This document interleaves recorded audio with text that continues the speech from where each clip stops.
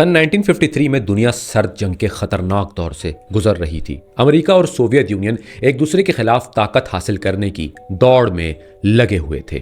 ہر ملک کو خوف تھا کہ دوسرا ملک ایسی ٹیکنالوجی یا طریقہ دریافت نہ کر لے جس سے انسان کے دماغ کو کنٹرول کیا جا سکے۔ اسی خوف کی وجہ سے امریکہ کی خفیہ ایجنسی CIA نے ایک انتہائی خفیہ اور خطرناک منصوبہ شروع کیا جسے MK الٹرا کہا گیا۔ یہ پروگرام اتنا خفیہ تھا کہ کئی سال تک عام لوگوں کو اس کے بارے میں کچھ معلوم نہیں ہوا۔ بعد میں جب اس کی حقیقت سامنے آئی تو پوری دنیا حیران رہ گئی، کیونکہ اس پروگرام میں انسانوں پر ایسے خوفناک تجربات کیے گئے تھے جن کا تصور بھی مشکل تھا۔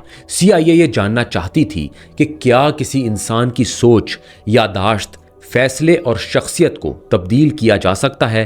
کیا کسی انسان کو اس حد تک ذہنی طور پر توڑا جا سکتا ہے کہ وہ اپنی مرضی کھو دے اور دوسروں کے حکم پر کام کرنے لگے؟ اسی مقصد کے لیے خفیہ تجربات شروع کیے گئے۔ اس پروگرام کی قیادت ایک سائنسدان سڈنی گاٹلیب کر رہا تھا، جسے بعد میں بلیک سورسر بھی کہا گیا کیونکہ وہ خفیہ ذہنی تجربات کا ماہر سمجھا جاتا تھا۔ CIA نے اس پروگرام کے لیے امریکہ اور کینیڈا کی یونیورسٹیوں، ہسپتالوں، جیلوں اور خفیہ لیبارٹریوں کو استعمال کیا۔ کئی ڈاکٹروں، سائنسدانوں اور ماہرین کو خفیہ فنڈز دیے گئے تاکہ وہ ذہنی کنٹرول سے متعلق تجربات کر سکیں۔ حیران کن بات یہ تھی کہ اکثر لوگوں کو معلوم ہی نہیں ہوتا تھا کہ ان پر تجربات کیے جا رہے ہیں۔ اس پروگرام میں سب سے زیادہ استعمال ہونے والی چیز LSD نامی خطرناک نشہ آور دوا تھی۔ CIA کا خیال تھا کہ اس دوا کے ذریعے انسان کے دماغ کو کمزور کر کے اس کے خیالات اور رویے کو کنٹرول کیا جا سکتا ہے۔ لوگوں کے مشروبات میں خفیہ طور پر LSD ملا دی جاتی تھی۔ بعض اوقات بارز، ریسٹورنٹ اور خفیہ کمروں میں عام لوگوں کو یہ دوا دی جاتی اور پھر ان کے رویے کا مشاہدہ کیا جاتا۔ متاثرہ شخص کو اندازہ بھی نہیں ہوتا تھا کہ اس کے ساتھ ہو کیا رہا ہے۔ کچھ لوگوں کو شدید ذہنی دباؤ، خوف، گھبراہٹ اور ہیلوسینیشنز کا سامنا کرنا پڑتا تھا۔ CIA کے افسر خفیہ کمروں میں بیٹھ کر ان لوگوں کے رد عمل کو غور سے دیکھتے اور نوٹس بنانا شروع کر دیتے۔ ایک خفیہ منصوبہ آپریشن مڈ نائٹ کلائمیٹس بھی اسی پروگرام کا حصہ تھا۔ اس منصوبے میں CIA نے خفیہ اپارٹمنٹس بنائے جہاں خواتین مردوں کو لا کر نشہ آور دوائیں دیتی تھی۔ کمروں میں خفیہ کیمرے اور ایک طرفہ شیشے لگائے گئے تھے۔ CIA کے افسر دوسرے کمروں میں بیٹھ کر لوگوں کے رویوں کا جائزہ لیتے تھے۔ یہ سب کچھ خفیہ طور پر ہوتا تھا اور متاثرہ لوگوں کو اس حقیقت کا علم تک نہ ہوتا تھا۔ اس پروگرام میں صرف دوائیں ہی استعمال نہیں کی گئی بلکہ شدید ذہنی تشدد بھی کیا گیا۔ کچھ لوگوں کو کئی دن تک سونے نہیں دیا جاتا تھا۔ بعض افراد کو اندھیرے کمروں میں بند رکھا جاتا۔ کچھ لوگوں کو بار بار ایک ہی آواز یا پیغام سنایا جاتا تاکہ ان کے دماغ کو کمزور کیا جا سکے۔ کئی لوگوں کو بجلی کے جھٹکے دیے گئے۔ CIA یہ جاننا چاہتی تھی کہ انسان کے دماغ کو کس حد تک توڑا اور قابو کیا جا سکتا ہے۔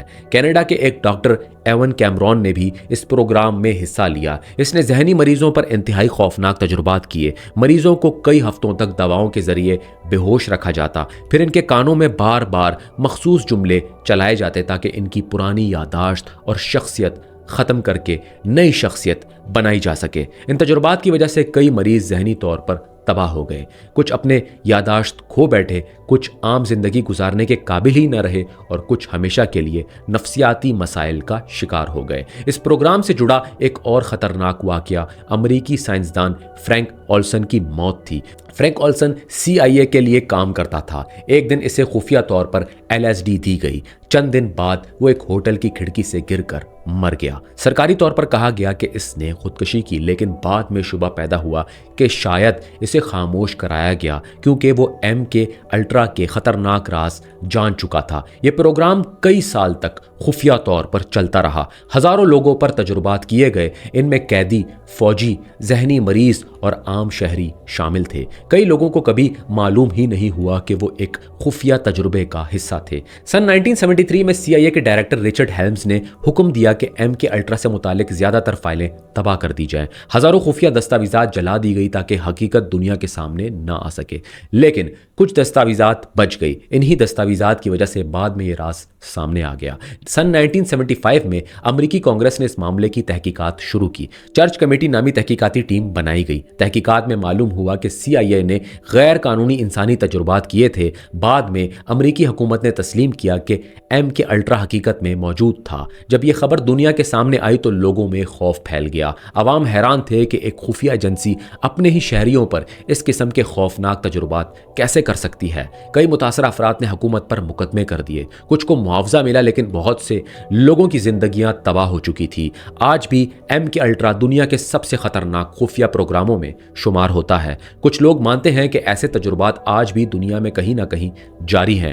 بعض لوگوں کا خیال ہے کہ حکومتیں اب بھی ذہنی کنٹرول پر خفیہ تحقیق کر رہی ہیں، لیکن حقیقت کیا ہے کوئی یقین سے نہیں جانتا۔ MK الٹرا صرف ایک خفیہ پروگرام نہیں تھا، بلکہ یہ اس بات کی خوفناک مثال تھا کہ طاقتور ادارے انسان کے دماغ اور سوچ تک کو قابو کرنے کی کوشش کر سکتے ہیں، اور شاید دنیا میں آج بھی کچھ ایسے راز موجود ہیں جو مکمل طور پر سامنے نہیں آئے۔